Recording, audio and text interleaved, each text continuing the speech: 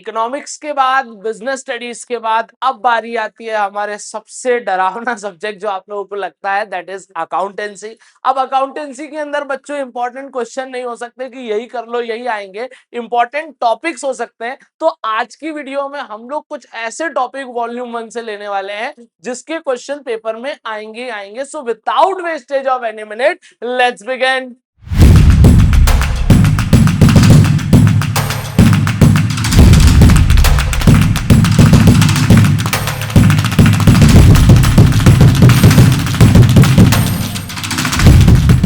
तो अगर हम लोग बात करें कि सर वॉल्यूम 1 में से कौन कौन से इंपॉर्टेंट टॉपिक बनते हैं, तो कुछ इस प्रकार है। कुछ टॉपिक मैं आपको यहाँ पर एक्सप्लेन भी करूंगा, तो आपको समझना है कि उनको आपको किस तरीके से देखना है। तो देखो बच्चों, सबसे पहले profit and loss appropriation account बनाना आपको आना चाहिए और इसकी जर्नल एंट्रीज भी आपको आनी चाहिए। ठीक है, ये बात आप बिल्कुल ध्यान रखेंगे कि क्वेश्चन या तो फॉर्मेट वाला भी आ सकता है, मतलब अकाउंट बनाने को भी आ सकता है, या जर्नल एंट्री भी पूछ सकता है। पास्ट एडजस्टमेंट आपको करना ही करना है, गारंटी ऑफ प्रॉफिट करना ही करना है। और एक क्वेश्चन मिक्स भी आ सकता है जिसमें पास्ट एडजस्टमेंट भी हो और गारंटी भी हो। इंटरेस्ट ऑन ड्राइंग और इंटरेस्ट ऑन कैपिटल का क्वेश्चन आपको बिल्कुल करके जाना है, तो ये आ जाता है करीबन करीबन 3 से 4 नंबर वाले क्वेश्चनों में। गुडविल आपको पूरा टॉपिक कर लेना है, देखो गुडविल चैप्टर में फॉर्मूले हैं और ज्यादा कुछ नहीं है। और पास्ट एडजस्टमेंट वाला क्वेश्चन करना है एवरेज प्रॉफिट मेथड के अंदर, ये बात बिल्कुल ध्यान रखना, पास्ट एडजस्टमेंट वाला क्वेश्चन। फिर आपको रिवैल्यूएशन अकाउंट आना चाहिए, क्योंकि अगर आपको ये रिवैल्यूएशन अकाउंट बनाना आता है तो चेंज इन पीएसआर को ले लो चैप्टर नंबर 3, एडमिशन ले लो, रिटायरमेंट ले लो या डेथ ले लो, इन सभी चैप्टर में आपको काम आएगा। पार्टनर का कैपिटल अकाउंट आपको बनाना सीखना है, एडमिशन और रिटायरमेंट में दोनों में। और एडजस्टमेंट ऑफ कैपिटल ये आपको रिटायरमेंट में भी करना है और आपको एडमिशन में भी करना है, ये बात बिल्कुल ध्यान रखना। एडमिशन और रिटायरमेंट का एडजस्टमेंट ऑफ कैपिटल मत छोड़ना। इसमें 2 प्रकार के क्वेश्चन आएंगे, एक 6 मार्क्स वाला आएगा और एक 4 मार्क्स वाला। 4 मार्क्स वाले में केवल आपको एडजस्टमेंट करने को बोल देगा और 6 नंबर वाले में आपको रिवेल पार्टनर्स कैपिटल बनाने के लिए बोल सकता है। बैलेंस शीट अगर वो देते हैं तो हो सकता है वो क्वेश्चन में एडजस्टमेंट ऑफ कैपिटल ना और तीनों बनाने के लिए बोल दे, इसलिए इस बात का आपको ध्यान रखना है।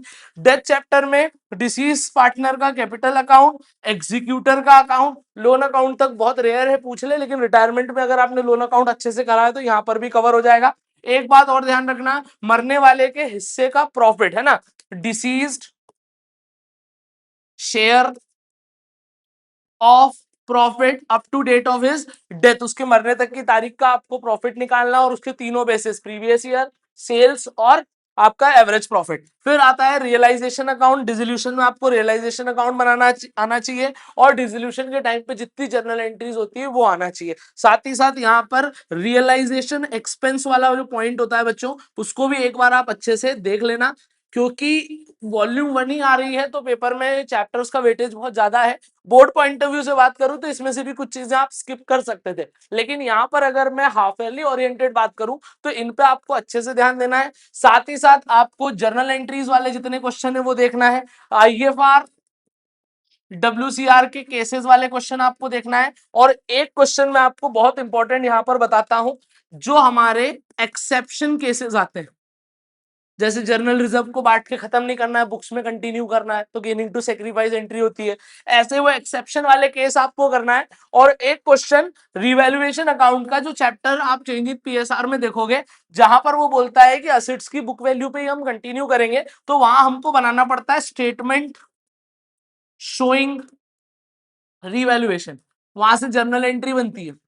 वो वाला क्वेश्चन आप एक बार देख लेना, क्योंकि वॉल्यूम 1 आ रही है तो इस टाइप के पॉइंट्स ज्यादा पूछे जा सकते हैं। बाकी रहना बिल्कुल इसी में है, इसी टाइप के क्वेश्चन आपके पेपर के अंदर आएंगे, तो इसलिए मैंने बोला कि अकाउंट्स के अंदर टॉपिक होते हैं, इंपॉर्टेंट क्वेश्चन नहीं होते। तो बच्चों यहाँ पर हमारा अकाउंटेंसी भी कंप्लीट होता है। इस वीडियो को जितना हो सके अपने कॉमर्स के दोस्तों के साथ शेयर करो, ऐसे ही पढ़ते रहो, लिखते रहो, अपने माता पिता का नाम रोशन करते रहो। So till then guys, keep working hard and make your parents proud. Thanks a lot.